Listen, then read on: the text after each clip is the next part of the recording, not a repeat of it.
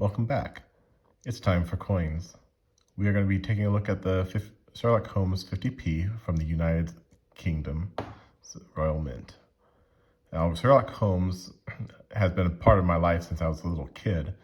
And one of the first memories I've had of it was in the Hounds of the Baskervilles. We were watching it on TV when I was a little kid.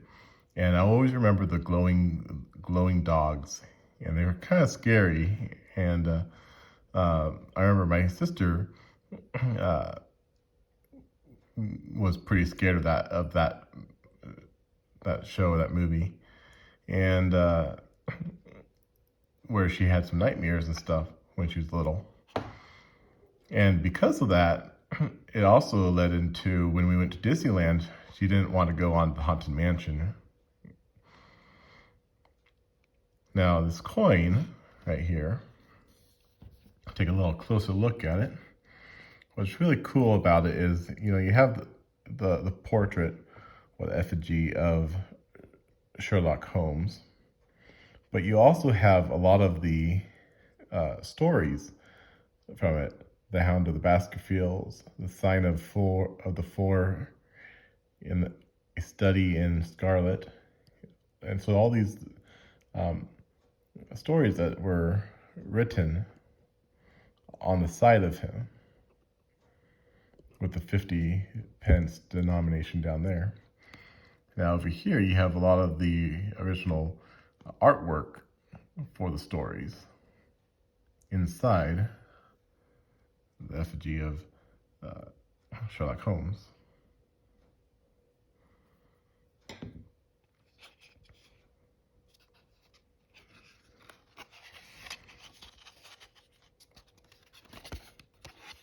One thing I thought was interesting, if you want to take a pause, go ahead and pause and you can read this.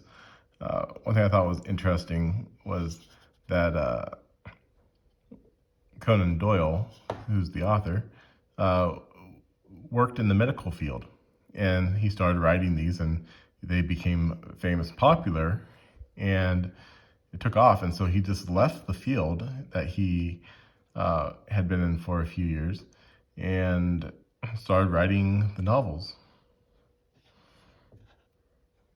And here's the back of the coin with Queen Elizabeth, the 5th portrait, 2019.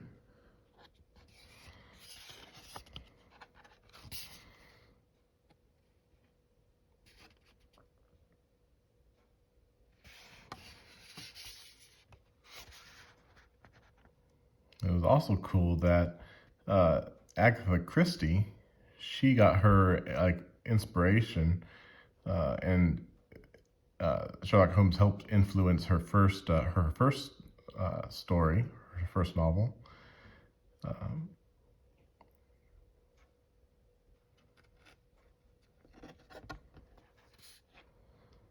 And then, of course, there's been so many different adaptations of Sherlock Holmes over the years. Well, one of the most famous authors in the world. Another thing I thought was interesting about the coin, this is the talks about the artist who designed the coin. But going back, Sherlock Holmes had, I think,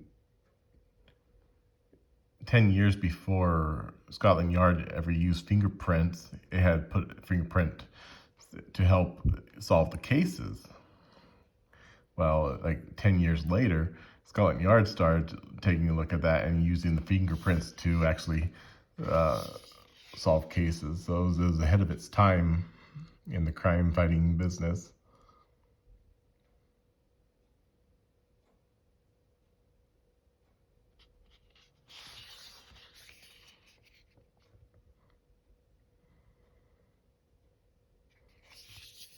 Yeah, so let's take one last look at the coin.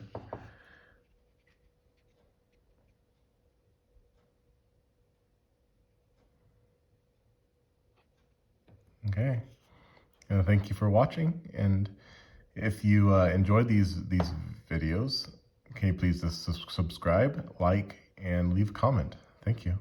Have a good night.